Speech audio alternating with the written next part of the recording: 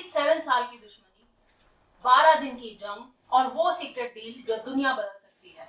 सोचिए, दुनिया की सबसे बड़ी सुपर पावर और मिडल ईस्ट का सबसे जिद्दी और प्रभावशाली देश दोनों एक दूसरे को खत्म करना चाहते हैं, लेकिन दोनों एक दूसरे के बिना रह भी नहीं पाते। एक तरफ अमेरिका और दूसरी तरफ ईरान। 47 साल की दुश्मनी, हजारों मौतें, अरबों डॉलर के बैन, साइबर युद्ध, प्रॉक्सी युद्ध और फिर 2025 में सिर्फ 12 दिनों में दुनिया तीसरे विश्व युद्ध के सबसे करीब पहुंच गई। लेकिन अचानक गोलियां रुक गई, मिसाइलें शांत हो गई और बंद कमरों में एक ऐसी बातचीत शुरू हुई जिसके बारे में आम जनता बहुत कम जानती। आज हम जानेंगे यूएस और ईरान की पूरी कहानी, शुरुआत से लेकर आज तक। वो सीक्रेट गेम जो अभी भी चल रहा है। जब सब कुछ ठीक था तो बहुत कम लोग जानते हैं कि कभी अमेरिका और ईरान कुछ दोस्त हुआ करते थे। 1950 और 1960 के दशक में ईरान पर शाह मोहम्मद रजा पहलवी का शासन था।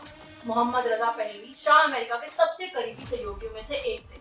अमेरिका ईरान को हथियार देता था, पैसा देता था, तकनीक देता था और बदले में ईरान अमेरिका का मिडल ईस्ट में सबसे भरोसेमंद साथी था। लेकिन जनता खुश नहीं। लोगों को लगता था कि उनका देश अमेरिका के इशारों पर चल रहा है। और फिर आया 1979, ये क्रांति जिसने सब बदल दिया।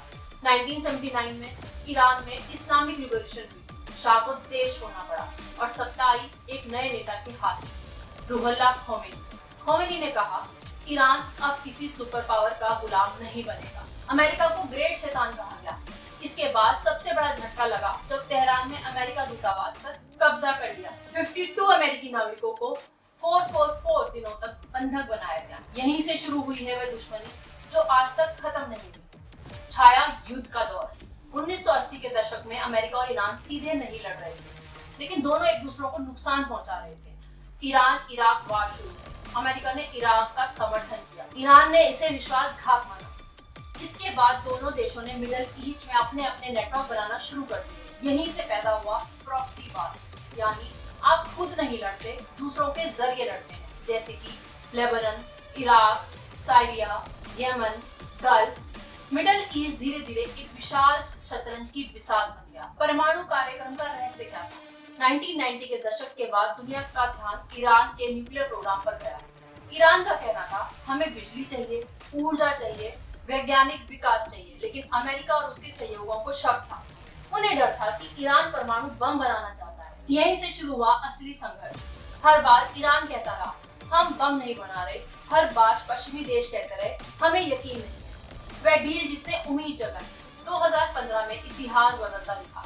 ईरान और विश्व शक्तियों के बीच एक बड़ी nuclear deal, joint comprehensive plan of action, यानी इस समझौते के अनुसार ईरान अपने परमाणु कार्यक्रम को सीमित करेगा और बदले में आर्थिक प्रतिबंध कम किए जाएंगे।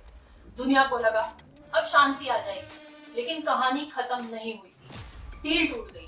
कुछ सालों बाद अमेरिका ने कहा, ये समझौता काफी नहीं है। फिर प्रतिबंध वापस लगाए गए। इराक की अर्थव्यवस्था पर दबाव पड़ा, तेल निर्यात प्रभावित हुआ, मुद्रास्फीति बढ़ी और दोनों देशों के बीच विश्वास लगभग खत्म हो गया। दुनिया युद्ध के किनारे पड़ गई। 2025 में हालात अचानक विस्फोटक हो गए। परमाणु वार्ताएं टूट गई, मिडल ईस्ट में तनाव बढ़ा। इसके बाद घटनाएं इतनी तेजी से हुई कि दुनिया चौंक गई। हवाई हमले हुए, मिसाइलें हमले, जवाबी कार्रवाई और फिर वे 12 दिन जिन्होंने पूरी दुनिया को डरा दिया। दुनिया के कई विशेषज्ञों को लगा कि अब क्षेत्रीय युद्ध निश्चित है। तेल बाजार हिल गए, शेयर बाजार डगमगाए और हर कोई एक ही सवाल पूछ रहा था, ये तीसरा विश्व युद्ध शुरू होने वाला है क्या? अचानक युद्ध क्यों रुका? अब यहीं से कहानी एक नया मोड़ लेती, क्योंकि सार्वजनिक बयान कुछ और कह रहे थे और बंद कमरे में कुछ और चल रहा था। कई देशों में मीडिएशन शुरू हो गया। कतार, ओमान, स्विट्जरलैंड और कुछ अन्य क्षेत्रीय खिलाड़ी। धीरे धीरे बैक चैनल पर बातचीत शुरू हो गई, सीधे कैमरों के सामने नहीं बल्कि पर्दे के पीछे। अब एक ऐसा एंगल जो बहुत कम लोग जानते हैं। ज्यादातर लोग सोचते हैं कि ये सिर्फ एक न्यूक्लियर इशू है, लेकिन असली खेल इससे भी कहीं बड़ा है। 4 चीजें दांव पर लगी हैं। पहला, तेल। दूसरा, हॉर्मोज ट्रेड। तीसरा, मिडल ईस्ट का पावर बैलेंस और चौथा, भविष्य की आर्थिक व्यवस्था। अगर ईरान और अमेरिका किसी बड़े समझौते पर पहुंचते हैं तो उनका असर सिर्फ मिडल ईस्ट पर नहीं बल्कि दुनिया की अर्थव्यवस्था पर भी पड़ेगा। असली खेल जो कैमरे के सामने नहीं दिखता। जब मीडिया यूएस और ईरान की मिसाइलों की बात कर रहा था, तब बंद कमरों में कुछ और चर्चा चल रही थी। सवाल सिर्फ न्यूक्लियर प्रोग्राम का नहीं था, सवाल था अरबों डॉलर, दुनिया का तेल सप्लाई, मिडिल ईस्ट की सत्ता और चीन व रूस के बढ़ते प्रभाव का।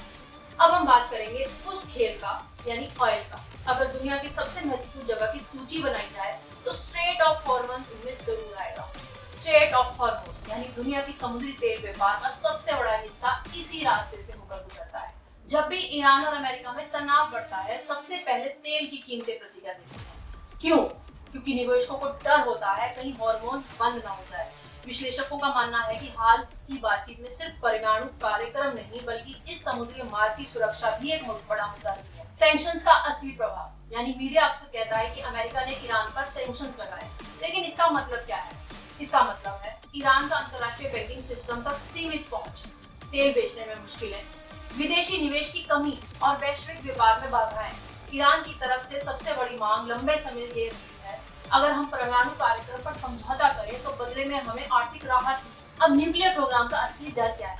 साधारण लोगों को लगता है कि इशू सिर्फ परमाणु बम है, लेकिन विशेषज्ञों के अनुसार मामला इससे ज्यादा दिक्कत है।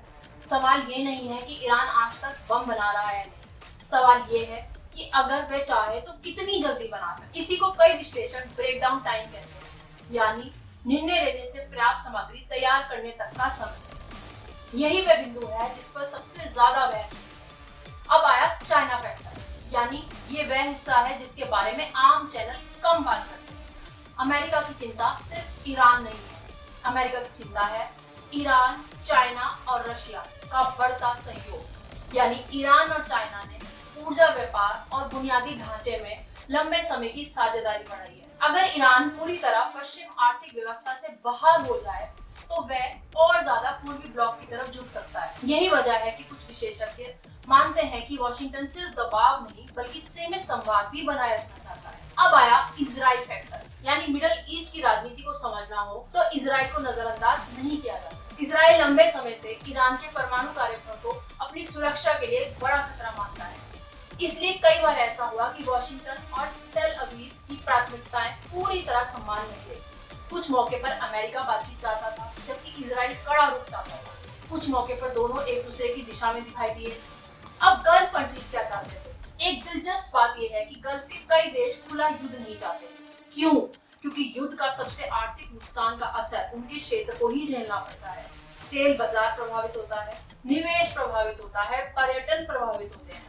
इसलिए कतार, ओमान और मिडल स्टेट्स की भूमिका कई बार बहुत महत्वपूर्ण हो जाती है। अब सबसे इंटरेस्टिंग पार्ट, यानी बैक चैनल डिप्लोमेसी। अब आते हैं उस हिस्से पर जिसके बारे में सबसे ज्यादा लोग जानना चाहते हैं। बंद कमरे में क्या होता है?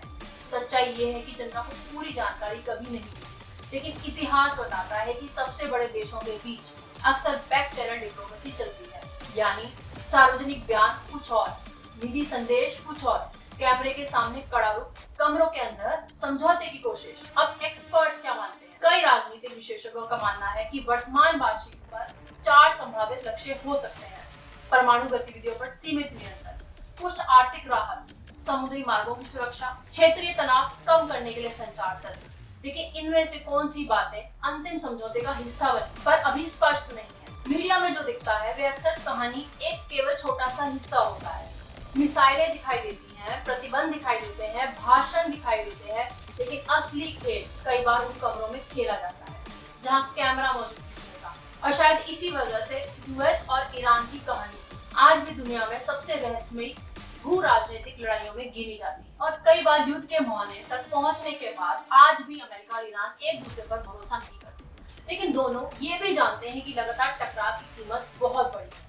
क्या आने वाले सालों में कोई और बड़ी डील होगी? क्या ये सिर्फ अस्थायी शांति है या अगली बड़ी लड़ाई से पहले का विराम? इस सवाल का जवाब अभी किसी के पास नहीं है, लेकिन एक बात तो सुरक्षित है, यूएस और ईरान की कहानी अभी खत्म नहीं हुई है। असल कहानी अभी भी लिखी जा रही है। अगर आपको ये वीडियो पसंद आई हो तो लाइक, शेयर और सब्सक्राइब जरूर